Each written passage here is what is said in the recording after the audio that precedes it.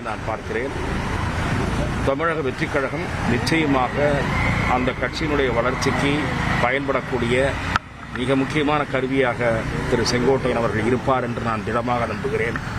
அது தவிர திரு செங்கோட்டையன் அவர்கள் தமிழக வெற்றிக் கழகத்தில் இணைந்த பிறகு அவருக்கு அளிக்கப்படுகிற முக்கியத்துவம் அல்லது பொறுப்பு, கௌரவம், அதை பார்த்து அண்ணா திராவிட முன்னேற்ற கழகத்தில் இருக்கக்கூடிய அதிருப்தி மனநிலையில் இருக்கக்கூடியவர்கள் சிலர் அவருடைய முடிவை பின்தொடர்வதற்கான வாய்ப்புகள் இருப்பதாகவும் நான் பார்க்கிறேன்.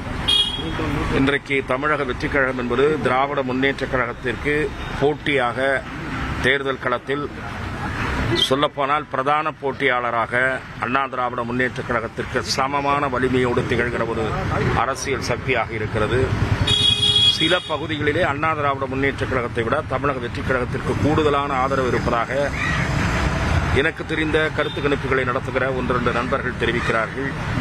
ஆகவே அதேபோல சமீப காலமாக திரு விஜய் அவர்கள் புரட்சித் தலைவர் எம்ஜிஆர் அவர்களுடைய புகழையும் உச்சரிப்பதற்கு, அந்த புகழையும் பேசுவதற்கு தொடங்கியிருக்கிறார். அதன் மூலம் அதிமுகவிலே இருக்கக்கூடிய தொண்டர்கள், அடிமட்டத்தில் இருப்பவர்கள், அதேபோல அதிருப்தியிலே இருக்கக்கூடிய புள்ளிகள், இவர்களுடைய பார்வையும் விஜய் பக்கம் திரும்பும். மேலும் சிலர் அடுத்தடுத்த நாட்களில் இணையக்கூடிய வாய்ப்புகளும் இருக்கும் என்று நான் நினைக்கிறேன். செங்கோட்டையனை நீங்க நேரடியா பார்த்து பேசிருக்கீங்க, என்ன சொல்றாங்க? திரு செங்கோட்டையன் அவர்கள் அண்ணா திராவிட முன்னேற்ற கழகத்தில் இருக்கக்கூடிய விரும்பத்தகாத சூழ்நிலை குறித்து என்னிடம் தெரிவித்தார்.